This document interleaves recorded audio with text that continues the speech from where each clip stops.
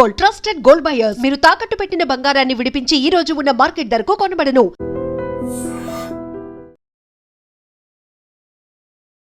నమస్తే, welcome to I dream social spotlight with కవిత.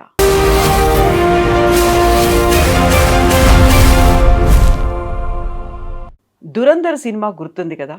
సడన్గా bike మీద ఎవరో ఇద్దరు వస్తారు, టార్గెట్గా ఉన్నటువంటి టెర్రరిస్టులని లేపేసి అంతే ఇమ్మీడియట్గా మాయమైపోతారు. ఎక్కడ ఎప్పుడో వస్తారో ఎవరిని చంపుతారో తెలియనటువంటి పరిస్థితి. అలాంటి సిచ్యువేషనే ఇప్పుడు పాక్ ఆక్యుపైడ్ కాశ్మీర్లో కనిపిస్తోంది. అది కూడా పాకిస్తాన్కు వెళ్ళి మరీ చంపేసి వస్తున్నారు అనేటువంటి వార్తలు వస్తున్నాయి. వెరీ లేటెస్ట్గా హంజా అన్సారీని కూడా అలాగే చంపారు. బట్ గుర్తు తెలియని దుండగులు వచ్చి పుల్వామా సూత్రధారిని లేపేశారు అనేటువంటి వార్తలు వస్తున్నాయి. నిజంగా గుర్తు తెలియని దుండగులు ఎవరు? వాళ్ళు కేవలం టెర్రరిస్టులను మాత్రమే టార్గెట్ చేస్తున్నారా? టెర్రరిస్ట్ బేస్ క్యాంపులు లేకపోతే ప్రొడ్యూస్ చేస్తున్నటువంటి వారిని ఎందుకు టార్గెట్ చేయట్లేదు ఆ దుండగులు? మనతో పాటుగా ఉన్నారు జియో పొలిటికల్ ఎక్స్పర్ట్ గిరిధర్ మామిడి గారు. హలో అండి, నమస్తే, ఎలా ఉన్నారు? నమస్తే అమ్మా. నమస్తే, నేను బాగానే ఉన్నాను. How are you? I'm good అండి. సో దురంధర్ సినిమా చూసిన తర్వాత బోల్డ్ అన్ని రీకలెక్ట్ చేసుకుంటున్నారు. మేబీ ఇది కరెక్ట్ ఏమో, దీన్ని కనెక్ట్ చేసుకుంటే ఇలాగే ఉంటుందేమో అనేటువంటి భావన. Very first Dhurandhar cinema release అయింది, పార్ట్ 2 వచ్చింది, ఆ తర్వాత బోల్డ్ అంత కలెక్షన్స్, రికార్డ్స్ ఇవన్నీ క్రియేట్ చేసిన తర్వాత ఇప్పుడు ఓటీటీలో రిలీజ్ చేస్తున్నారు అనుకున్నప్పుడు ఒక పర్సన్ సశస్త్ర సీమా బల్కి చెందినటువంటి హెడ్ కానిస్టేబుల్ హైకోర్టుని అప్రోచ్ అయ్యాడు. మన ఆర్మీ రహస్యాలన్నింటినీ లీక్ చేసింది ఈ సినిమా. ఏదైతే కీ పాయింట్స్ ఉంటాయో, కీ ఫ్యాక్టర్స్ ఉంటాయో వాటన్నిటిని పబ్లిక్గా బాహాటంగా చూపించారు. ప్లీజ్ కంట్రోల్ ఇట్, దీని మీద యాక్షన్ తీసుకోండి అని. నిజంగా వాటన్నిటిని చూపించిందా దురంధర్? వాళ్ళు లీక్ చేసిందంటారా వాటిని? అమ్మా, దీనిలో 2-3 అంశాలు. మొట్టమొదటిది, again let's come to the narrative war. Pak occupied Kashmir అన్నావు నువ్వు. Let us first change that narrative. అయ్యా, దాన్ని పాక్ ఆక్యుపైడ్ జమ్మూ కాశ్మీర్ అని పిలవాలి. కాశ్మీర్ మన దగ్గర ఉంది, ఓన్లీ జమ్మూ. వాళ్ళ దగ్గర ఉన్నది వెస్టర్న్ జమ్మూ ఉంది, వాళ్ళ దగ్గర గిల్గిట్ బాల్తిస్తాన్ ఉంది వాళ్ళ దగ్గర. కానీ దాన్ని పాక్ ఆక్యుపైడ్ జమ్మూ కాశ్మీర్ అనొచ్చు, ఎందుకంటే జమ్మూ కాశ్మీర్ రియాసత్, మన రాజా హరిసింగ్ అధీనంలో ఉన్నటువంటివి. కాశ్మీర్ వ్యాలీ అన్నది మనకు వెరినాగ్ అన్నది అక్కడ మనకు ఝేలం నది ఉద్గమ స్థానం. ఝేలం నది అసలు సంస్కృతం పేరు వితస్తా నది. ఆ వితస్తా నది ఉద్గమ స్థానం, అది ఆరిజిన్ పాయింట్. అది అక్కడి నుంచి బారాముల్లా దాకా పెడుతుంది. బారాముల్లా అంటే వరాహ మూల. బారా అంటే మనం అంతే దాన్ని ప్యూర్గా తెలుగులో మాట్లాడుకుంటే బారా అంటే 12 ముల్లా అంటే ముస్లిమ్స్, అలాంటిది ఏమైనా రిలేటెడ్ ఉందేమో. కరెక్ట్. అది కన్ఫ్యూషన్ ఉంటుంది. వరాహ మూల మహా గొప్ప క్షేత్రం అది. అక్కడ శ్రీనగర్లో షారికా అమ్మవారు అని చెప్పేసి ఒక ఆలయం ఉంది. హరిపర్వతం ఉంటుంది అక్కడ, దాల్ లేక్ వెనకాల కొండ మీద ఉంటుంది. అక్కడ అమ్మవారి శాలిగ్రామ శిల ఉంటుంది, పెద్ద శిల ఉంటుంది. వాళ్ళ నమ్మకం, వాళ్ళ స్థల పురాణం, కాశ్మీరీ హిందువులు నమ్మేటువంటి కథ ఏంటంటే, ఇక్కడ సతీసర్ అని ఒక పెద్ద చెరువు ఉండేది. ఆ చెరువులో అంటే ఆఫ్ కోర్స్ నాగులు ఎక్కువ ఉండేవారు అక్కడ. అమ్మవారి యొక్క వాహనం గండబేరుండ పక్షి 2 రాళ్ళు అక్కడ వదిలింది పైనుంచి. ఆ ఇంపాక్ట్కి ఈ నీళ్ళన్నీ డ్రైన్ అయిపోయి అక్కడ నేల ఏర్పడింది. అక్కడ ఋషి కశ్యపుడు వచ్చి తపస్సు చేసుకున్నాడు కాబట్టి ఇది కశ్మీరం అయింది. ఇది వాళ్ళ అంటే షీ ఈజ్ ద పేట్రన్ మదర్. ఆ ప్రాంతానికి ఆవిడ కులదేవత షారికా అమ్మవారు. అది ఎక్కడి నుంచి నీళ్ళు వెళ్ళిపోయి? వరాహ మూల నుంచి వెళ్ళిపోయి. కాబట్టి మొత్తం కాశ్మీర్ ఇంతనే, మనకు ఊడిదాకా మన కంట్రోల్లో ఉంది. కాశ్మీరీ భాష మాట్లాడే ఒక్క గ్రామం కూడా పాకిస్తాన్ కంట్రోల్లో లేదు. కాబట్టి పిఓకే అని మనం పిలవరాదు. కశ్మీర్ అన్న పేరు మీద వాడు 80 సంవత్సరాలు పాలిటిక్స్ చేశాడు. మనం ఆ నేరేటివ్లో కొట్టుకుపోయాం. అందుకని పిఓజేకే అని పిలవచ్చు. లేదా ఇంకా కరెక్ట్గా చెప్పాలంటే western Jammu, Pak occupied western Jammu, Pak occupied Gilgit Baltistan, ఇది చెప్పాలి. 2 ధురంధర్ సినిమా. అన్నోన్ గన్మెన్, అజ్ఞాత్ బందూక్దార్ ఎవరెవరిని చంపారో ప్రతిరోజు న్యూస్లో వస్తుంది. అతను దాన్ని కంపైల్ చేసి సినిమాలో చూపించాడు. అది ఆయన కల్పన. సత్యమా అసత్యమా ఎవరు చెప్పగలరు? దీంట్లో ఎక్కడొస్తుందంటే కోయిన్సిడెన్స్ ఏంటంటే, చనిపోయిన వాళ్ళందరూ కూడా భారత వ్యతిరేక టెర్రరిస్టులు మాత్రమే చనిపోయారు. ఇక్కడ ఎవరైతే అరాచకాలు చేశారో వాళ్ళు మాత్రమే పోతున్నారు. కరెక్ట్. ఖలిస్తానీలు కావచ్చు, కాశ్మీరీలు కావచ్చు, వీళ్ళే టార్గెటెడ్గా చనిపోతున్నారు. కాబట్టి అనుమానం ఏమవుతుంది? రా చేయిస్తోంది, భారతీయ ఏజెన్సీస్ చేయిస్తున్నాయన్న అనుమానం తప్పకుండా వస్తుంది. మన స్పైలు ఉన్నారు, కొంతమంది ఏజెంట్లు ఉన్నారు అక్కడ దురంధరులు ఉన్నారు. ఈ నేరేటివే ప్రబలంగా ఉంది అది. కానీ మరి ఎవరైనా పట్టుకోండి మీరు, నంబర్ 1 స్పై ఏజెన్సీ ఐఎస్ఐ అని చెప్పుకుంటారు కదా వాళ్ళు. మరి మన భారతదేశంలో ఇన్ని స్లీపర్ సెల్స్ ఉన్నాయి కదా వాళ్ళకి. మనకు హైదరాబాద్లో కూడా లుంబిని పార్క్ దగ్గర నుంచి వాళ్ళు మనకు గోకుల్ చాట్ దగ్గర బాంబులు పెట్టించి పేల్చగలిగిన గొప్పవాళ్ళే, ఘనత ఉంది వాళ్ళకి. ఢిల్లీలో ప్రతి వారం బాంబులు పేల్చారే. ఇంత నెట్వర్క్, ఇంత అద్భుతమైనటువంటి ఇంటెలిజెన్స్ ఉన్న ఐఎస్ఐ ఒక్కడిని కూడా ఈ రోజు దాకా ఎందుకు పట్టుకోలేకపోయారు? ఒకటి. రెండు, వీళ్ళందరూ పాకిస్తానీ పాస్పోర్ట్ ఉన్న వాళ్ళే కదా, భారతీయ పాస్పోర్ట్ ఇక్కడి నుంచి ఎవరు వెళ్ళలేదు కదా. సో అందుకని మీరు పట్టుకోండి ఫస్ట్. ఎవరినైనా అరెస్ట్ చేసి ఐఎస్ఐ దగ్గర మనకు రా నుంచి వాళ్ళకి పైసలు వచ్చాయనో, లేదా భారత ఏజెన్సీస్ నుంచి వాళ్ళకి ఏదో కమ్యూనికేషన్ వచ్చిందనో ఏదో చూపించండి ఫస్ట్. మీరు ప్రూవ్ చేయండి. ప్రూవ్ చేశాక అప్పుడు భారతదేశం ఇన్వాల్వ్ కాదో చెప్పగలం మనం. కాబట్టి ఇప్పుడు సశస్త్ర సీమా బల్కి సంబంధించి అతను ఇచ్చినటువంటి ఏదైతే స్టేట్మెంట్ ఉందో హాస్యాస్పదం. అది ఎక్కడ దానికి ఆధారాలు లేవు.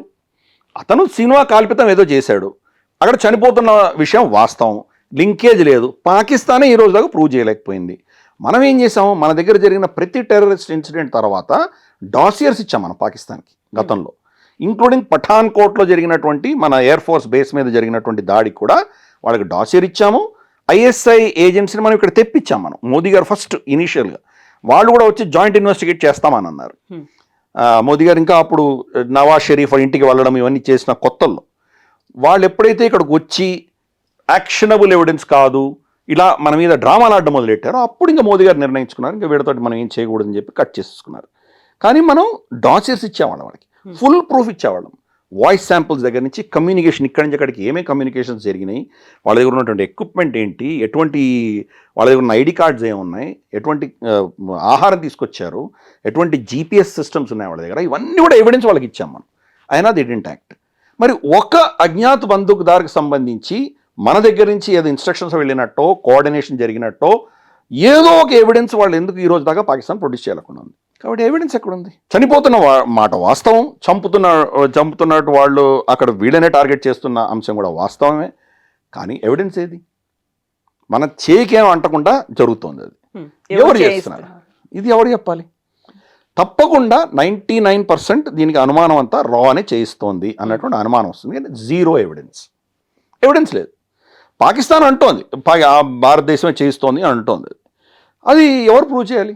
వాళ్ళే ప్రూవ్ చేయాలి కదా. మనం ప్రూవ్ చేసాం. అజ్మల్ కసాబ్ అక్కడి నుంచి వచ్చాడు, పలానా ఊరి నుంచి వచ్చాడు, ఇచ్చేసాడు మొత్తం ప్రూవ్ చేసాం మనం. అలాగే ప్రతి టెర్రరిస్ట్ కూడా ఎక్కడి నుంచి వస్తున్నాడో మనం కంప్లీట్గా ప్రూవ్ చేయగలుగుతున్నాం, ట్రేస్ చేయగలుగుతున్నాం. ఫర్ ఇన్స్టెన్స్ పెహల్గామ్ ఘటనలో జరిగినటువంటి వాళ్ళని ఆపరేషన్ మహాదేవ్లో మనం చంపేశాం వాళ్ళని. వాళ్ళు ఏం చేశారు, చాలా సోఫిస్టికేటెడ్ కమ్యూనికేషన్ ఎక్విప్మెంట్ తీసుకొచ్చారు, చైనీస్ ఎక్విప్మెంట్ తీసుకొచ్చారు. అది మామూలుగా మన సర్వీలెన్స్లో దొరకదు. అటువంటి ఎక్విప్మెంట్ తీసుకొచ్చి వాళ్ళు ఎక్కడో కొండల్లో అడవుల్లో దాచుకున్నారు. అందుకని మనకు 4-5 నెలలు పట్టింది వాళ్ళని చంపడానికి. చాలా కష్టం మీద వాళ్ళని ట్రేస్ చేయగలిగాం. కమ్యూనికేషన్ ట్రేస్ చేయొచ్చు, వీళ్ళు ఎక్కడున్నారని ట్రాక్ చేయొచ్చు. అది దొరకలేదు, వాళ్ళు కమ్యూనికేషన్ లేకుండా మేనేజ్ చేశారు. ప్లస్ ఎటువంటి ప్రోటోకాల్స్ పెట్టుకున్నారంటే లోకల్ ఓవర్ గ్రౌండ్ వర్కర్స్తో సంబంధం లేకుండా వాళ్ళు బతకగలిగారు. వాళ్ళు వచ్చేదో ఆహారం తీసుకువెళ్ళిపోయారు, తర్వాత వీళ్ళతో సంబంధం లేకుండా వాళ్ళే వెళ్ళిపోయారు. మామూలుగా తెలియని టెరిటరీ కదా, ఇక్కడ తెలియని భూమికి వచ్చినప్పుడు ఎవరినో సాయం అడుగుతారు, ఏదో తీసుకొని వెళ్తారు. లేదు, వాళ్ళు మొత్తం జర్నీ అంతా కూడాను ఫస్ట్ జమ్మూలో అటాక్ చేశారు. జమ్మూలో చంపేసి అడవి ప్రాంతం, కొండ ప్రాంతానికి వెళ్ళిపోయారు. అక్కడి నుంచి పహల్గామ్లో దిగారు, చంపి మళ్ళీ కొండలకు వెళ్ళిపోయారు. ఈ మొత్తం రూట్ అంతా ఎవరి సహాయం లేకుండా వాళ్ళు వెళ్ళగలిగారు. అంటే వాళ్ళకి ఎంత కోఆర్డినేషన్, ఎంత ట్రైనింగ్, ఎంత జీపీఎస్, ఎంత వాళ్ళకి ఉన్నదో మనం అర్థం చేసుకోవచ్చు. ఇవన్నీ మనం ప్రూవ్ చేసాం. ప్రూవ్ చేసి మనం వాళ్ళని ఎక్స్పోజ్ చేయగలిగాం. పాకిస్తాన్ ఎందుకు చేయలేకపోతుంది? సో పాకిస్తాన్ భారత ఏజెన్సీ చేయించింది అని ప్రూవ్ చేసేంత వరకు ఎవిడెన్స్ లేదు, వాళ్ళు చనిపోతున్నారు అంతే. సో ఇట్లాంటి ప్రూఫ్స్ లేకుండానే చాలా సైలెంట్గా అనుకున్న లక్ష్యానికి వెళ్తున్నారు, టార్గెటెడ్ గానో ప్రెసిషన్ గానో చేస్తున్నారు అనుకున్నప్పుడు బోల్డ్ అని ఆర్మీకి సంబంధించినటువంటి రహస్యాలు ఉంటాయి. ఈవెన్ ఒక దురంధర్ని తీసుకెళ్ళి అక్కడ పెట్టడం కావచ్చు, దురంధర్ని ట్రైన్ చేయడం కావచ్చు, అక్కడున్న వాళ్ళతో ఎలా కలిసిపోతారు కల్చరల్గా కావచ్చు, లాంగ్వేజ్ పరంగా కావచ్చు, మిగతా అన్ని అంశాల్లో ఎలా వాళ్ళతో కలిసి మింగిల్ అయ్యేలా ఇన్ని చర్యలు తీసుకుంటారు. వీటన్నిటికీ సంబంధించినటువంటి రహస్యాలని, ఈవెన్ ఇఫ్ ఇట్ ఈస్ ఒక సినిమా అనేది వినోదాత్మకమైనటువంటి చిత్రం అయినప్పటికీ కూడా ఒక ఆర్మీ, అక్కడ 2 దేశాలు అనేవి ఉన్నాయి, మధ్యలో శత్రుత్వం అనేది కనిపిస్తోంది, అక్కడ రాజకీయాలు ఉన్నాయి, టెర్రరిజం ఉంది. వీటన్నిటిని సినిమా రూపంలో చూపించినప్పటికీ మన సీక్రెట్స్ని బయట పెడుతోంది అనే ఒక మాట కాదా? ఏం సీక్రెట్స్ బయట పెట్టారు చెప్పమనండి నాకు. ఏం సీక్రెట్స్ ఉన్నాయి దాంట్లో? సో మన వాళ్ళు ఎలా ఆపరేషన్ చేస్తారు అనే దాంతో పాటుగా ఎలా వాళ్ళని పిక్ చేసుకుంటారు, ఎలా వాళ్ళని డిప్లాయ్ చేస్తారు, ఎలా కాంటాక్ట్స్ ఉంటాయి, కమ్యూనికేషన్స్ ఎలా ఉంటాయి, ప్రూఫ్ ఏమైనా ఉందా? అదొక కల్పితం, అది కల్పితమైనటువంటి సినిమా. ప్రూఫ్ ఏముంది దాంట్లో? ప్రూఫ్ చూపించగలిగితే సీక్రెట్స్ లీక్ అయినట్టు అర్థమవుతుంది. ఎస్, వాళ్ళు చనిపోయారు, ఎవరో వచ్చి అన్నోన్ గన్మెన్ షూట్ చేసి వెళ్ళిపోతున్నారు, ఇది సత్యం కదా. ఈవెన్ పాకిస్తానీ సీసీటీవీ కెమెరాస్లో కూడా కొన్ని క్యాప్చర్ అయినాయి. వాళ్ళు నమాజ్ చేస్తుంటే వచ్చి ఇక్కడ బుల్లెట్ కొట్టేసి వెళ్ళిపోయాడు. ఇటువంటి చాలా జరిగినాయి. అక్కడ ఏదో పార్క్లో నడుస్తుంటే సర్దార్జీ ఖలిస్తానీ అదని షూట్ చేసి వెళ్ళిన మాట వాస్తవం. ఎవరు చంపారు? ఎవిడెన్స్ లేదు. దురంధరులేమో వాళ్ళు మన వాళ్ళే దురంధరే చేసినట్టు వీళ్ళు దీంట్లో వాళ్ళు ఒక కాల్పితంగా చూపించారు. ఎవిడెన్స్ ఎక్కడుంది? ప్రూఫ్ ఎక్కడుంది? ఏం సీక్రెట్ లీక్ చేసాం మనం? చనిపోయడం అనేది ఫ్యాక్ట్, అది వాస్తవం. చంపేవాళ్ళు ఉన్నారు, వీళ్ళు దొరకలేదు, అది వాస్తవం. సీక్రెట్ ఏముంది దీంట్లో?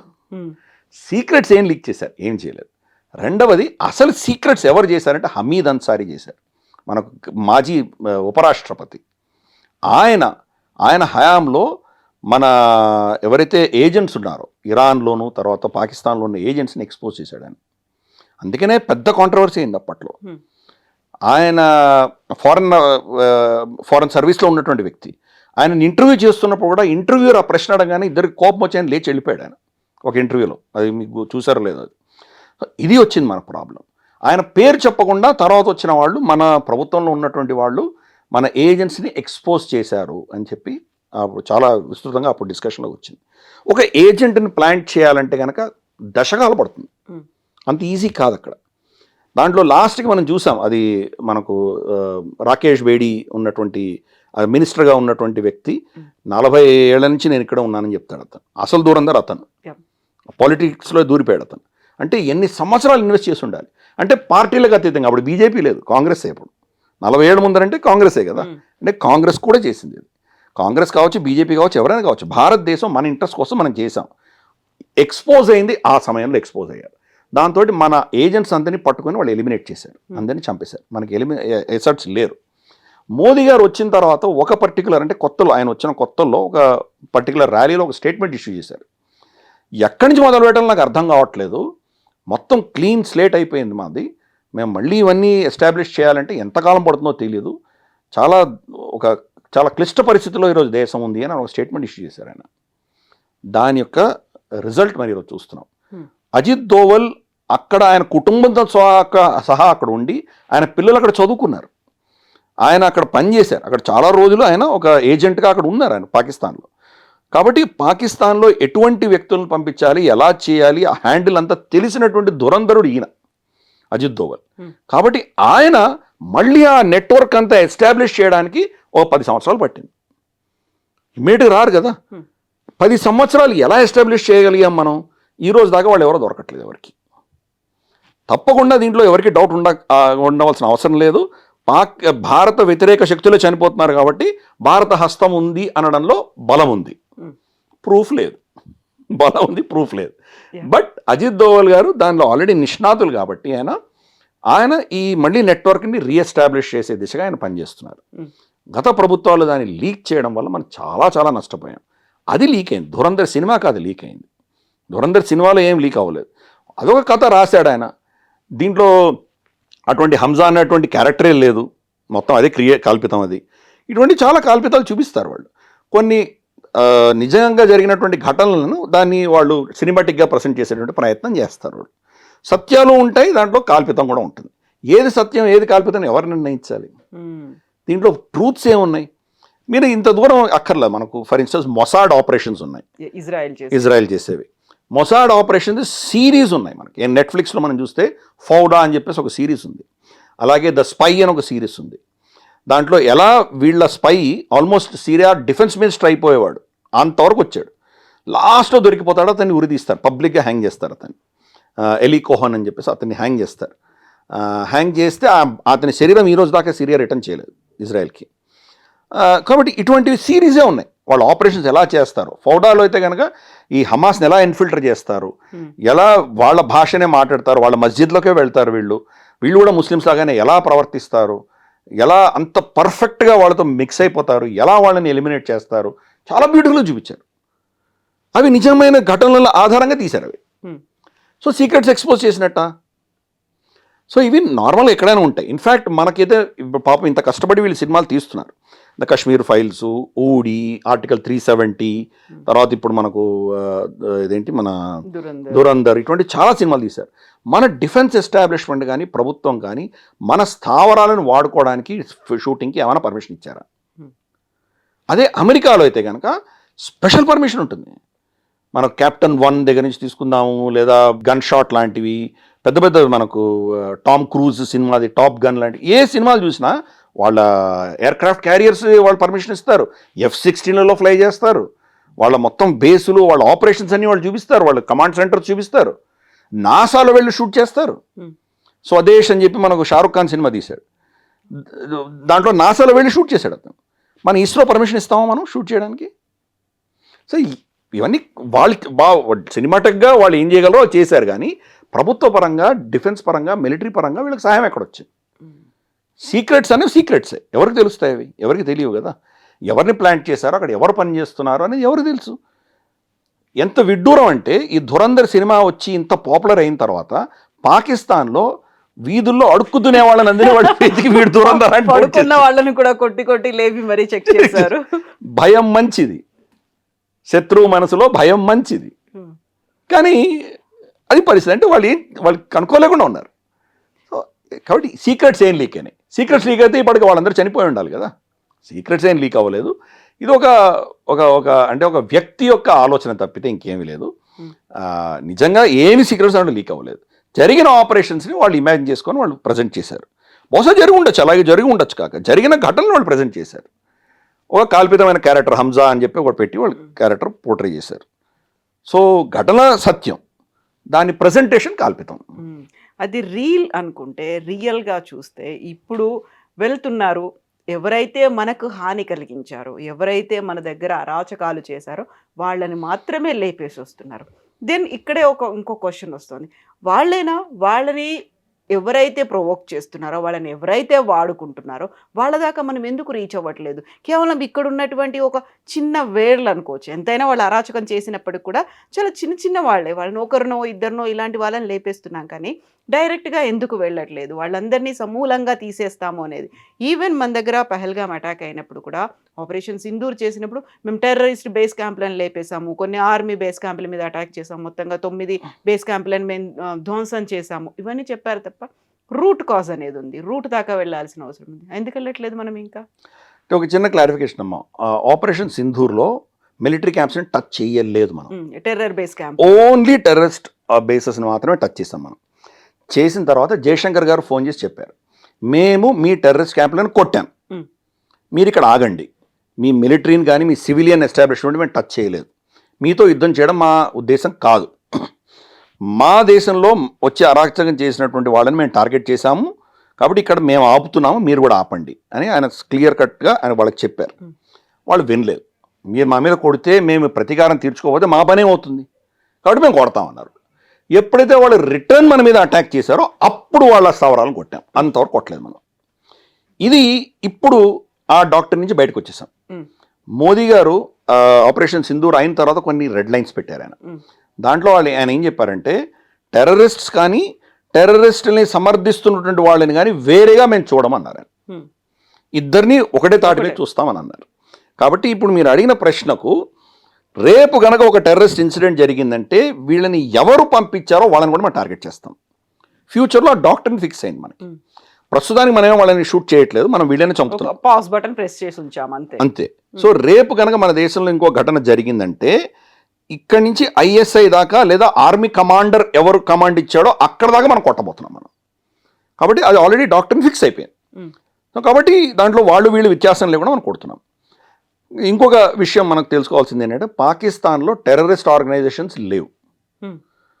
ఏకైక టెర్రరిస్ట్ ఆర్గనైజేషన్ పాకిస్తాన్ ఆర్మీ. దాని అండర్లోనే ఇవన్నీ కూడా ఉన్నాయి, అయితే వర్క్ చేస్తున్నవి కూడా. మనకు డివిజన్స్ ఉంటాయి, army divisions, Dogra regiment, Punjab regiment, Madras sappers, Assam rifles, ఇటువంటి చాలా ఉన్నాయి మన దగ్గర, రాజ్పుటానా రైఫల్స్, మనకు గోర్ఖా రెజిమెంట్, ఇటువంటి చాలా ఉంటాయి కదా. అటువంటివే లష్కర్ ఏ తోయిబా, అటువంటిదే మనకు జైషే మొహమ్మద్, ఇవన్నీ కూడా ఎక్స్టెన్షన్ ఆఫ్ ద ఆర్మీ.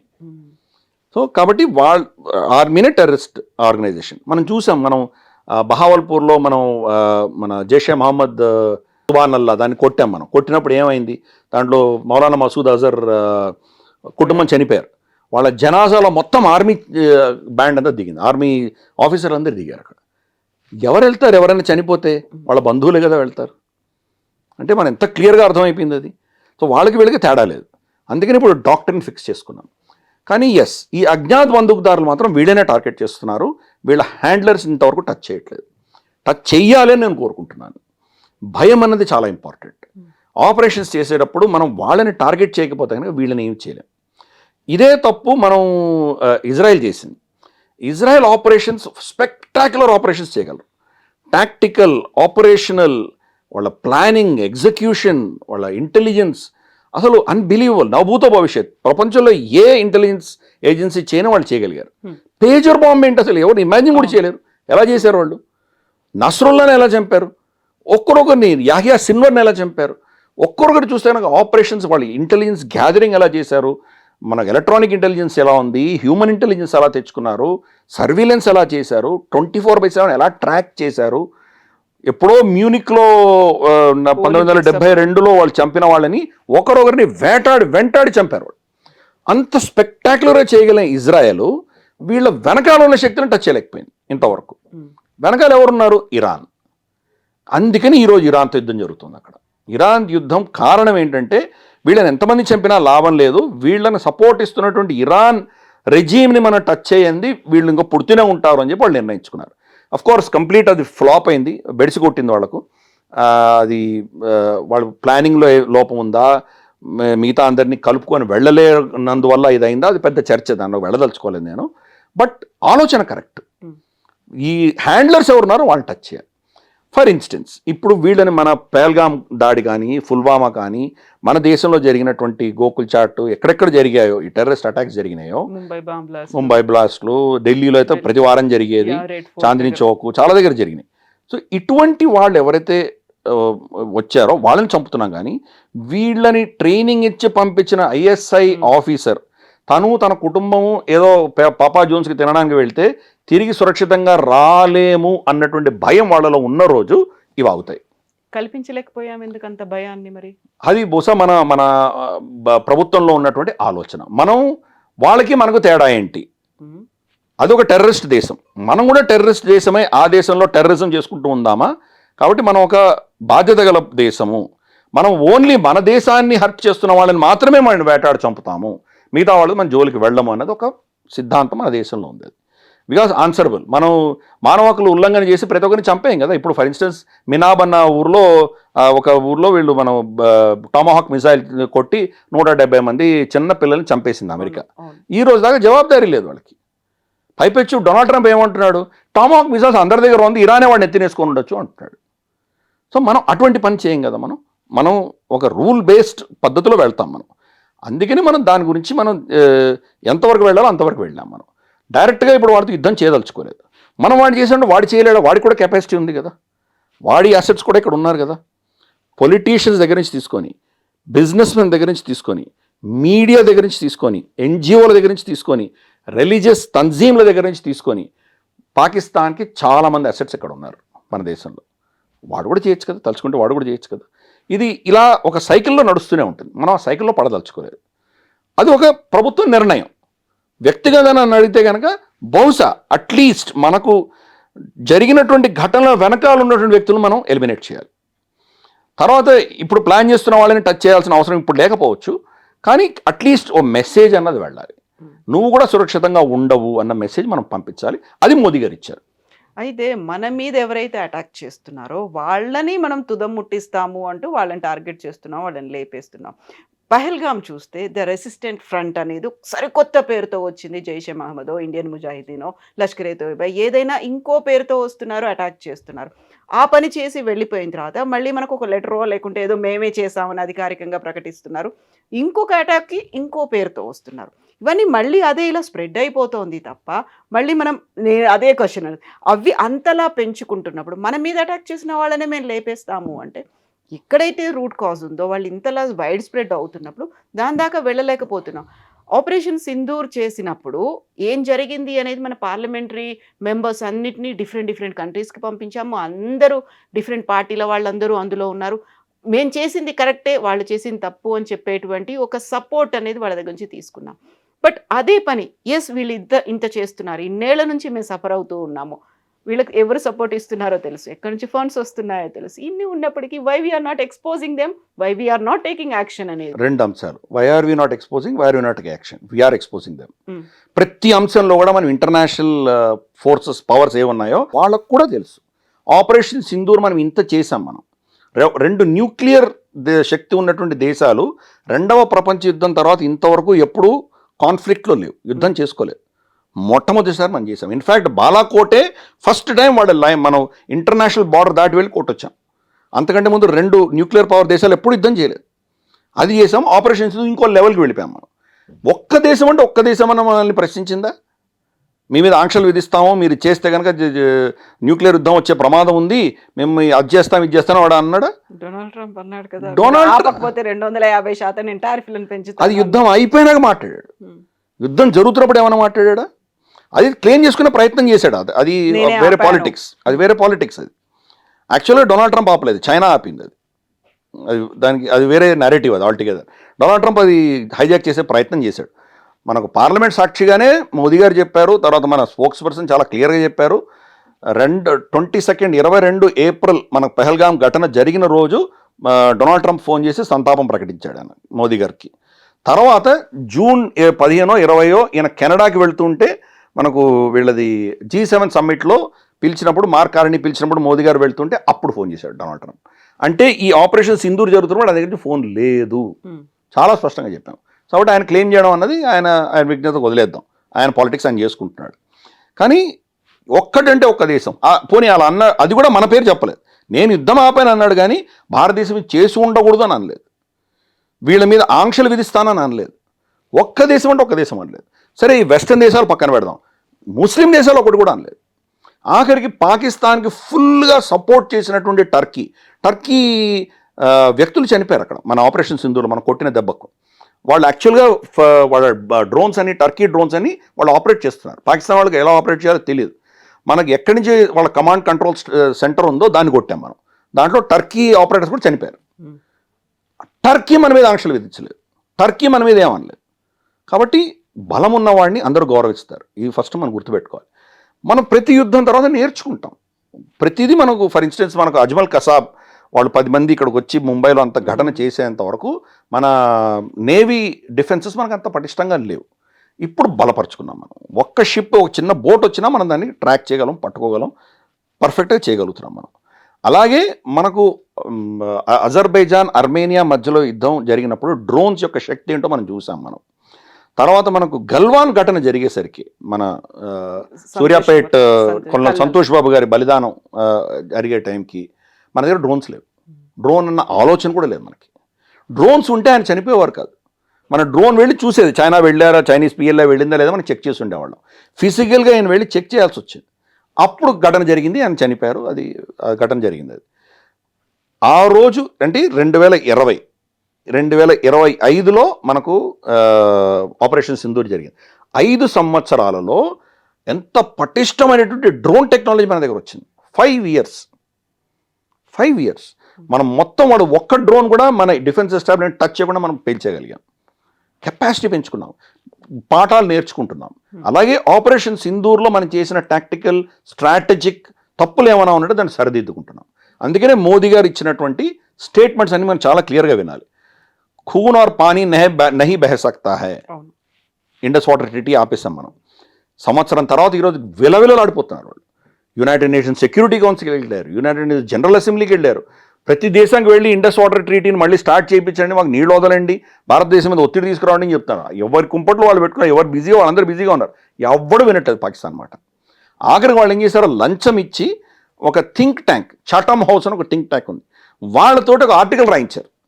ఇది కనుక మీరు రిలీజ్ చేస్తే ఒక మానవతా దృక్పథంలో అక్కడ ప్రజల్ని ఆదుకున్నటువంటి వాళ్ళు అవుతారు, అదొక అట్మాస్ఫియర్ క్రియేట్ అవుతుంది, దానివల్ల చర్చలు స్టార్ట్ చేయొచ్చు.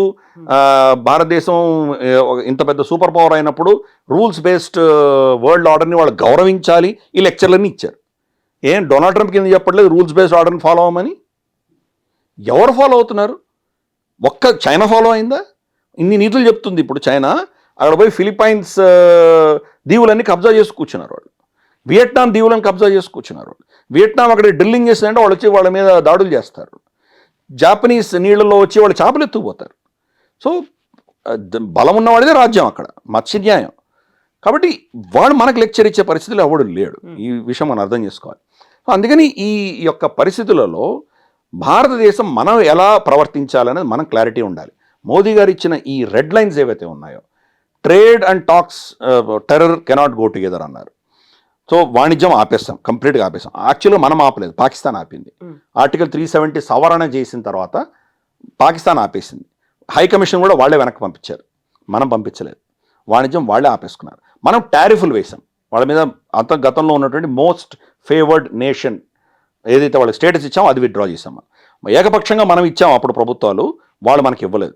సో అది విత్డ్రా చేసాం. మామూలు టారిఫ్లు వేసాం, వాళ్ళు వెళ్ళిపోయారు. సో అన్నీ కూడా ఏంటంటే మోదీ గారు ఈ రెడ్ లైన్స్ డ్రా చేశారు.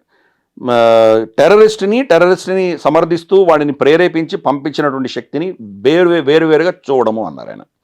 మా దేశంలో టెర్రరిస్ట్ ఘటన జరిగితే దానికి ప్రతీకారం ఉండి తీరుతుంది అని చెప్పారు ఆయన. న్యూక్లియర్ బ్లాక్మెయిల్ పనిచేయదు అని చెప్పారు ఆయన. మా దగ్గర న్యూక్లియర్ బాంబులు అని మమ్మల్ని బెదిరించకండి, న్యూక్లియర్ బాంబులు ఉన్నా లేకపోయినా మమ్మల్ని మీరు టచ్ చేశారంటే మేము మిమ్మల్ని వదిలిపెట్టామని చెప్పారు. కాబట్టి ఈ రెడ్ లైన్స్ అన్నీ మనకు పాలసీ అయిపోయినాయి ఇప్పుడు.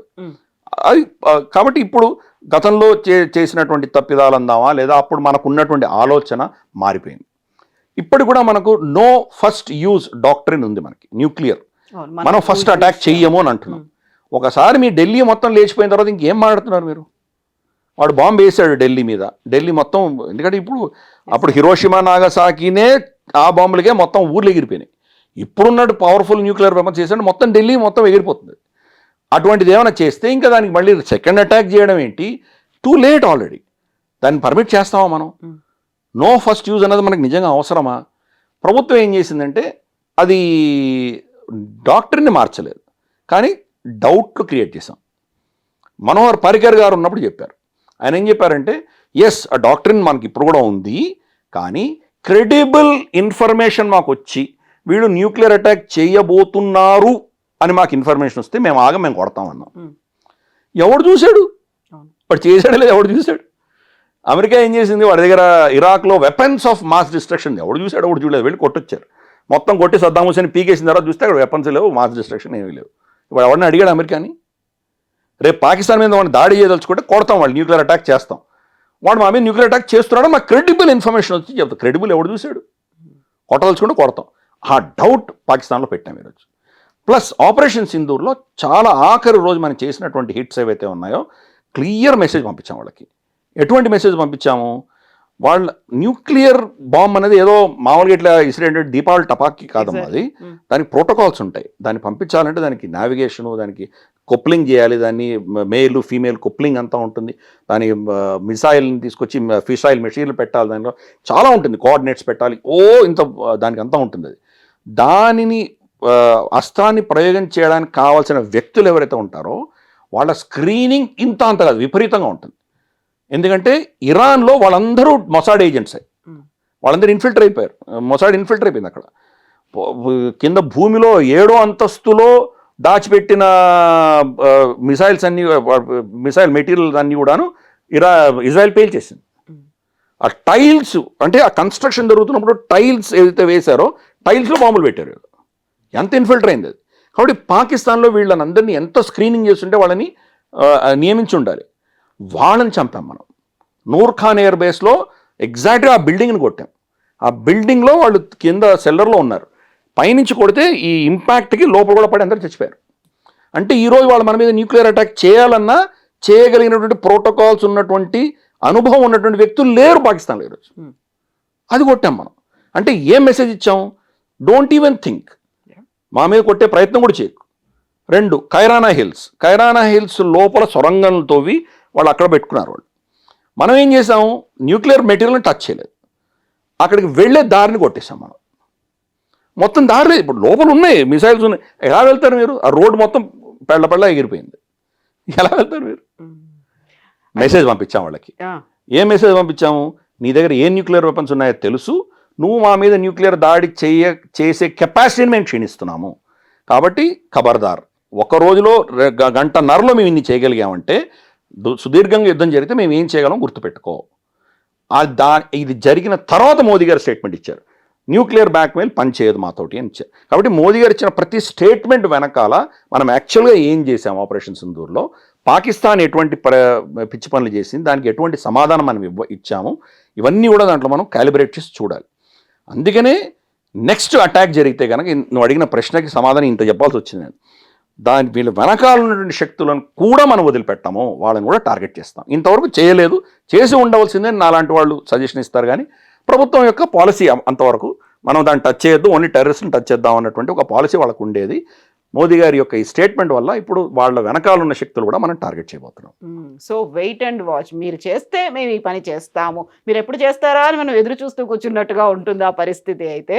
బట్ అక్కడ పాకిస్తాన్లో మొత్తం టెర్రరిజం అనేది లేకుండా పోతుందా, అన్నిటినీ మనం తొలగించేస్తామా అనే దాంతో పాటుగా కశ్మీర్ సమస్య అది సాల్వ్ అవుతుందా? మనం ప్రతిసారి బెలూచిస్తానికి మనం సపోర్ట్ చేస్తున్నాం, అది ముక్కలైపోతుంది ఇలాంటివి అనుకుంటాము. ఆ తర్వాత నిజంగా పాకిస్తాన్ అస్తిత్వమే లేకుండా పోతుంది. ఇవన్నీ కూడా ప్రాక్టికల్గా పాసిబుల్ కాదేమో అనేటువంటి ఒక డౌట్. మళ్ళీ ద్వైపాక్షిక సంబంధాలు ఎప్పుడైనా నమ్మొచ్చా? మన నైబర్స్ని మనం చూస్ చేసుకోలేం, but always it will be there with us, మనతో పాటు పక్కనే ఉంటుంది. కాబట్టి ఆ రెండింటి మధ్య ఉండేటువంటి సంబంధాల కోసం ఏమైనా చేస్తారా? అంటే మనం ఎప్పుడు కూడా ఓపెనే. ఇప్పుడు కూడా వాణిజ్యం ఎవరు ఆపేశారు? మనం ఆపలేదు. ఆర్టికల్ 370 తర్వాత వాళ్ళు ఆపేశారు. ఇమ్రాన్ ఖాన్ ట్రేడ్ మినిస్టర్ కూడా, prime minister plus trade commerce minister కూడా అతనే. కామర్స్ మినిస్ట్రీ రికమెండ్ చేసింది భారతదేశంతో మళ్ళీ ట్రేడ్ మొదలు పెడదాము, ఎక్కడి నుంచో దుబాయ్ నుంచి తెచ్చుకుంటాం, చాలా ఖర్చుతో కూడినటువంటిది. ఇక్కడైతే వాగా బార్డర్, అట్టారీ బార్డర్లో మనకు చాలా తక్కువ ధరలో వచ్చేస్తాయి ఉల్లిపాయలు, టమాటాలు ఇవన్నీ కూడాను. సో ఓపెన్ చేద్దామని అన్నారు. ఓపెన్ చేద్దామని చెప్పి వాళ్ళ పాకిస్తానీ ఎంబసీ, ఢిల్లీలో ఉన్న ఎంబసీకి ఒక ట్రేడ్ అటాచ్ని కూడా వాడు ప్రపోజ్ చేశారు. ఇది ఎవరు చేశారు? Commerce minister Imran Khan. Cabinet మీటింగ్లో కూర్చొని ప్రైమ్ మినిస్టర్ ఇమ్రాన్ ఖాన్ దాన్ని తిరస్కరించాడు. ఎవరు చేశారు? వాళ్ళు చేసుకున్నారు, మనమే ఆపలేదే.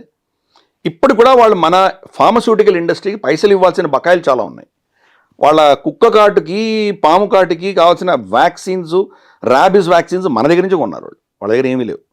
ఇప్పుడు దుబాయ్ నుంచి కొనాల్సి వస్తుంది. మేడ్ ఇన్ దుబాయ్ బ్రాండ్ పెట్టి మనమే అమ్ముతున్నాం వాడికి. అంత లాంగ్ రూట్ వెళ్తుంది. వాడి పిచ్చి మనమే ఆపలేదే. వాడి దగ్గర నుంచి మనం ఏం తీసుకుంటాం? వాడి మనకి ఎక్స్పోర్ట్ చేసే టెర్రరిజం తప్ప ఏమీ లేదు. వాడు మనకి ఇవ్వగలిగిన వస్తువులు ఏమీ లేవు. సిమెంట్ ఇచ్చేవాడు గతంలో, సిమెంట్ అక్కర్లేదు మనకే. ఇప్పుడు సమృద్ధిగా ఉంది, ప్రొడక్షన్ మనకు బాగానే ఉంది కాబట్టి వాడు అక్కర్లేదు మనకి. ఏమిస్తాడు? మనకేం ఇవ్వడు. మొత్తం వాళ్ళ ఎకానమీ కుదేలవుతుంది, వాడు ఏం చేయగలడు? కాబట్టి పాకిస్తాన్ చేసుకుంది, మనం ఏం చేయలేదు. అలాగే కర్తార్పూర్ కారిడార్ ఇప్పుడు కూడా ఇంకా నడుస్తూనే ఉంది కదా, మనమే ఆపలేదే. అలాగే ట్రైన్ ఆపేసాము, మనం సంజోతా ఎక్స్ప్రెస్ ఆపేసాము, మనకు థార్ ఎక్స్ప్రెస్ ఆపేసాము, ఇవన్నీ ఆపేసుకున్నాం. కానీ ఎమర్జెన్సీకి సంబంధించినటువంటి అంశాలలో రాకపోకలని ఇప్పుడు కూడా ఉన్నాయి. ఫర్ ఇన్స్టెన్స్ మనకు ఆపరేషన్ సింధూర్ అప్పుడు చాలామంది ఇక్కడ ఉన్నటువంటి పాకిస్తాన్లు వెనక్కి పంపించేసాం మనం. అప్పుడు కోఆర్డినేట్ చేయాల్సి వచ్చింది కదా. అలాగే అక్కడి నుంచి పొరపాటున సరిహద్దు దాటి కొంతమంది వస్తారు, కొన్ని ప్రాంతాల్లో వాళ్ళు పొరపాటున ఇటు వచ్చేస్తారు. వాళ్ళని పట్టుకొని మళ్ళీ వాళ్ళకి హ్యాండ్ ఓవర్ చేసేస్తాం మనం. సో కోఆర్డినేషన్ అనేది ఏదో ఒక లెవెల్లో ఉంటుంది, అస్సలు ఉండదని కాదు. కానీ ఎంత ఉండాలో అంతే పెట్టుకుంటాం, బేర్ మినిమం పెట్టుకుంటున్నాం, అంతకుమించి మనం వెళ్ళట్లేదు. మనం అంతకంటే పైన కొన్ని చర్చలు జరగాలి అంటే కనుక వాళ్ళలో మార్పు వచ్చేంతవరకు మనం ఏం చేయలేం. వాళ్ళు చైనా, అమెరికా ఇద్దరి యొక్క పైసలు తీసుకొని భారతదేశాన్ని కంట్రోల్ చేయడానికి పాకిస్తాన్ని వాడుకుంటున్నాయి రెండు శక్తులు. కాబట్టి వాళ్ళ అజెండాలు ముందు తీసుకుపెడుతున్నాయి. నిజంగా పెహల్గాంలో మన మీద దాడి చేయాల్సిన అవసరం కానీ, శక్తి కానీ, అటువంటి చేస్తే దాని పరిణామాలు ఎలా ఉంటాయో వాళ్ళకి పాకిస్తాన్కి తెలిసినా కానీ చేశారు. ఎందుకు చేశారు అంటే కనుక అది చైనా యొక్క ప్రోద్బలంతో చేశారు. చైనాకు అవసరం ఏమొచ్చిందంటే చైనా నుంచి ఫ్యాక్టరీలు, కంపెనీలు అన్నీ భారతదేశానికి వెళ్ళిపోతున్నాయి. మనకి యాపిల్ చూసాం ప్రొడక్షన్ ఎలా వచ్చిందో ఇక్కడ. ఈరోజు చైనాలో ప్రొడ్యూస్ అయ్యే యాపిల్స్ చైనాలో మాత్రమే అమ్ముడుపోతాయి, చైనా నుంచి ఎక్స్పోర్ట్ అవ్వట్లేదు. ఈరోజు అమెరికాలో వచ్చే ఫోన్స్ అని భారతదేశం నుంచి ఎక్స్పోర్ట్ అవుతున్నాయి. వాళ్ళ ఎకానమీ ఏమవుతుంది? చైనా స్టోరీ ఏమవుతుంది? అది ఇదే కానీ ఎగ్జోడస్ మొదలొచ్చి అందరు భారతదేశంకి వచ్చేస్తే పరిస్థితి ఏమవుతుంది? కాబట్టి భారతదేశపు సక్సెస్ స్టోరీని ఆపాలి వాళ్ళు, ఏదో ఒక ఘటన చేయాలి. ఇది ఇన్సెక్యూర్, సేఫ్ కాదు అని ప్రూవ్ చేయాలి. పాకిస్తాన్ వాడుకున్నారు వాళ్ళు, దానికి వాళ్ళు పైసలు ఇచ్చారు. మొత్తం 10 నుంచి 12 బిలియన్ డాలర్ ఖర్చు అయింది ఆపరేషన్ సింధూర్కి సంబంధించి వాళ్ళ నష్టాలు ఎవరికి పాకిస్తాన్కి వచ్చాయి. చైనాను అమెరికా ఇచ్చేసేవాళ్ళు మొత్తం పైసలు ఇచ్చేస్తే. World bank 40 billion dollars loan sanction చేశారు. ఆ లోన్ వీడు ఎప్పుడు రీపే చేయరు వాళ్ళు. ఐఎంఎఫ్ ఆల్రెడీ $7 బిలియన్ వాళ్ళకి ఆల్రెడీ నడుస్తుంది ప్యాకేజ్. చైనా వాళ్ళకి పైసలు ఇచ్చింది. నష్టమే వచ్చింది. యుద్ధం చేయడం వల్ల లాభమే వచ్చింది, వాడికి నష్టమేం రాలా. ఎందుకంటే ఈ శక్తులు వాళ్ళని వాడుకుంటున్నాయి. సో ఇంత వాడకం అనేది జరుగుతూ ఉన్నప్పుడు పాకిస్తాన్ కూడా అది బెనిఫిటే అవుతున్నప్పుడు ఎప్పటికీ కూడా ఇది ఎవర్ గ్రీన్ లాగే అలాగే ఉంటుంది కదా, ప్రతిసారి అలా భగ్గుమంటూనే ఉంటుంది కదా, చల్లారడం కానీ లేకపోతే ఇలాంటి ఇష్యూస్ లేకుండా అరాచకాలు లేకుండా ఉండలేదా కాదా? ఇప్పటిప్పట్లో మనకు అటువంటి ఏమంటారంటే సమస్యకు పరిష్కారం అనేది మనకు కనిపించదు అమ్మ. ప్రతి దేశానికి ఒక నైజం ఉంటుంది, ఒక డిఎన్ఏ ఉంటుంది. పాకిస్తాన్ డిఎన్ఏ ఏంటి? పాకిస్తాన్ అనేది దేశమే కాదు, మన దగ్గర నుంచి వెళ్ళిందే కదా అది. మన నుంచి విడిపోయారు వాళ్ళు, కానీ పాకిస్తాన్ అనేది దేశం కాదు. పాకిస్తాన్ అనేది ఒక భావజాలం. ఈరోజు పాకిస్తానీ ఐడెంటిటీ ఏంటి? మీ ఐడెంటిటీ ఏంటి అంటే వాళ్ళకి ఐడెంటిటీ లేదు. ఏంటి? నెగటివ్ ఐడెంటిటీ ఉంది. మేము హిందువులం కాదు, మేము భారతీయులం కాదు. సరే, మీరు హిందువులు కాదు, భారతీయులు. మీరెవరు తెలియదు. ఒకసారి అరబ్బులు అంటారు. అరబ్ వాళ్ళు అంటే మీరు అరబ్బులా, మీకు మాకేం పోలిక, అసలు మీరెవరు, మీరు మ్లేచ్చులు అంటాడు వాడు అరబు. లేదు మేము పర్షియన్స్ అంటారు. ఇరానియన్స్ అంటారు మాది 5000 సంస్కృతి, మీరు అసలు మీరు మన్న విడిపోయి వచ్చారు, మీరు మాతో పోలిక ఏంటని వాళ్ళు అంటారు. లేదు మేము తుర్కులం అంటాడు. టర్కీ అంటాడు మేము మొత్తం విశ్వవిజేతలం, మేము నువ్వెవడు అంటాడు వాళ్ళు. వాళ్ళకి ఐడెంటిటీ లేదు, పాజిటివ్ ఐడెంటిటీ లేదు, నెగిటివ్ ఐడెంటిటీ మాత్రమే ఉంది. So ideology. బంగ్లాదేశ్ విడిపోయినా కానీ పాకిస్తాన్ గెలిచింది. పాకిస్తాన్ అన్న ఐడియాలజీ గెలిచింది. రేపటి రోజు మనం ఆపరేషన్స్ ఇందుకు కొట్టొచ్చాం కదా, పాకిస్తానే గెలిచింది. సో ప్రతి యుద్ధం 1947 నుంచి ఈ రోజు వరకు జరిగిన ప్రతి యుద్ధం పాకిస్తానే గెలిచింది వాళ్ళ ప్రకారం. So ideology, it's an ideological state. China యొక్క నైజం ఏంటి? విస్తరణవాదం, ఎక్స్పాన్షన్. ప్రతి సంవత్సరం పొలిట్ బ్యూరోకి మేము ఎన్ని చదరపు కిలోమీటర్లు కబ్జా చేసుకున్నామని చెప్పాలి వాళ్ళు. భూమి మీద కానీ సముద్రంలో కానీ. కజాఖ్స్తాన్ని కబ్జా చేసుకున్నారు, కిర్గిస్తాన్ కబ్జా చేశారు, భారతదేశాన్ని కబ్జా చేశారు, నేపాల్ గ్రామాలు కబ్జా చేశారు, భూటాన్ కబ్జా చేశారు. వాళ్ళు కబ్జా చేయని దేశం లేదు, ప్రతి దేశాన్ని కబ్జా చేసుకుంటూనే ఉన్నారు. సముద్రంలో కబ్జా చేసుకున్నారు. ఆఖరికి ఇంటర్నేషనల్ కోర్ట్ మనకు అన్క్లాస్ అని చెప్పేసి united nation convention on law of seas వాళ్ళు ఇచ్చినటువంటి డెసిషన్ ప్రకారము ఫిలిప్పైన్స్కి చైనాకి మధ్య జరిగిన డిస్ప్యూట్లో ఫిలిప్పైన్స్దే కరెక్ట్ అని చెప్పినా కానీ కూడా ఇది మాదే అని చెప్పి వాళ్ళు బిగించి కూర్చున్నారు. కాబట్టి వాళ్ళ నైజం ఏంటంటే ఎక్స్పాన్షనిస్ట్, ఒక ఫ్యాసిస్ట్, ఒక ఏమంటారంటే విస్తారవాదం ఉన్నటువంటి ఒక డిక్టేటోరియల్ దేశం అది. పేరు చైనీస్ కమ్యూనిస్ట్ పార్టీ పెట్టుకున్నారు, కమ్యూనిజం ఏం లేదు దాంట్లో. ఇన్ఫ్యాక్ట్ కమ్యూనిజంలో ఉండవలసింది పెన్షన్లు ఇవ్వడము, రిటైర్ అయిన తర్వాత వాళ్ళకి కావాల్సిన సోషల్ సెక్యూరిటీ ఏమీ లేదు చైనాలో. So it's not a communist country, it is a dictatorship, fascist dictatorship China. అలా ప్రతి దేశం ఒక నైజం ఉంటుంది. మన నైజం ఏంటి? ఎక్కడ వేసిన గొంగళి అక్కడే, స్టేటస్ కో దేశం మనం. వాడు చైనా 5 కిలోమీటర్ల లోపలికి వచ్చేసాడు, ఇప్పుడు ఏం చేద్దామని మన్మోహన్ సింగ్ అని అడిగితే సరేలే వదిలే, అక్కడ ఏం పండదు కదా వదిలే, ఇంకా మళ్ళీ రావద్దని చెప్పు వాడికి అంటాడు. అంతే, స్టేటస్ కో. యుద్ధం చేయదలుచుకోలేదు, గొడవ పెట్టుకోదలుచుకోలేదు. అది మన నైజం, స్టేటస్ కో దేశం మనం. అది మారుతోంది, ఇప్పుడు క్రమేపీ మారుతోంది. అందుకనే మోదీ వచ్చేసరికి సర్జికల్ స్ట్రైక్ చేయగానే చిదంబరం ఏమన్నాడు, మేము చాలా చేసాం సర్జికల్ స్ట్రైక్ అన్నాడు. ఎందుకు చెప్పలేదు నువ్వు? మరి ఈయన చేశానని చెప్పాడు, నువ్వు చేశానంటున్నావు, మరి చెప్పలేదు. సో ఇవి మారుతున్నాం మనం కూడా. ప్రభుత్వాలు అంటే ప్రభుత్వాలు ఏ వచ్చినా కానీ కూడా మెల్లిగా మనం కూడా మారుతున్నాం. ఫర్ ఇన్స్టెన్స్ వాజ్పేయి గారు కార్గిల్ యుద్ధం అప్పుడు లైన్ ఆఫ్ కంట్రోల్ దాటద్దండి అని చెప్పారు. ఎందుకు? పిచ్చివాడికి కోతి లాంటి వాడు, వాడి దగ్గర రాయి ఉంది, న్యూక్లియర్ బాంబు ఉంది, వాడు ఏమైనా చేయొచ్చాడు, మన లైన్ ఆఫ్ కంట్రోల్ దాటకుండా యుద్ధం చేయండి అన్నాడు. లైన్ ఆఫ్ కంట్రోల్ దాటకుండా యుద్ధం చేసేసరికి మనం 100,000 మంది మన సైనికులు చనిపోయారు. అదే దాటి ఉంటే, ఇలాంటి కొండ ఉందమ్మా, కొండ పైన వాడు ఉన్నాడు, మనం ఇక్కడి నుంచి ఎక్కుతున్నాం, ఎక్కేవాడికి కనిపిస్తాడు, పైన ఉన్నవాడు 10 మందిని హ్యాండిల్ చేయొచ్చు, వెనక నుంచి వాడికి ఫుడ్, ఆహారము, నీళ్లు, వెపన్స్ అన్నీ వస్తున్నాయి వాడికి. ఇక్కడ వెనకాల కొట్టామంటే ఆ నీళ్లు లేక చచ్చిపోతాడు వాడు అక్కడే. కానీ పర్మిషన్ ఇవ్వలేదు మనకు అక్కడ వెళ్ళడానికి. అందుకని సప్లై చైన్ కట్ చేయలేదు మనం. అది నేర్చుకున్నాం. ఇప్పుడు అలా కాదు, మనం వెళ్ళి కొడుతున్నాం. మనం టాక్టికల్గా ఏం చేయాలో చేస్తున్నాం. మనం ప్రతి యుద్ధం తర్వాత నేర్చుకున్నాం. మనం ముంబై దాడులు చేసినప్పుడు అందరు మన్మోహన్ సింగ్ అని తిట్టారు, మీకు ఆప్షన్స్ ఇచ్చారు, సర్జికల్ స్ట్రైక్ ఆప్షన్ ఇస్తే మీరు రిజెక్ట్ చేశారన్నారు. కానీ మనకు ఆ కెపాసిటీ లేదు. మళ్ళీ పాకిస్తాన్ రిటాలియేట్ చేసినా మన దగ్గర కెపాసిటీ లేదు. అప్పటి నుంచి ఇప్పటిదాకా కెపాసిటీ పెంచుకున్నాం మనం. కాబట్టి ఈ రోజు మోదీ గారు కొట్టగలుగుతున్నారు. మోదీ గారు కొట్టారంటే మోదీ గారిది ఒకటే కాదు, మోదీ గారి కంటే ముందర మనకు వచ్చిన అనుభవం ఆధారంగా ప్రభుత్వాలు క్రమేపీ మన కెపాసిటీ బిల్డ్ చేసుకుంటూ వెళ్ళినాయి. కెపాసిటీ ఈరోజు ఉంది కాబట్టి మనం కొట్టగలిగాం పాకిస్తాన్. ఈ సంవత్సరం లోపు రమారమి 184,000 కోట్ల ఆర్డర్స్ ఇష్యూ చేసాం మనం. గణనీయంగా మన శక్తి పెంచుకున్నాం మనం. అప్పుడు వాళ్ళు చూసింది సెకండ్ గేర్ అయితే ఇప్పుడు 5th గేర్కి వెళ్ళిపోయాం మనం. సడన్గా ఎక్కడికో వెళ్ళిపోయాం, డిఫరెంట్ లెవెల్కి వెళ్ళిపోయాం.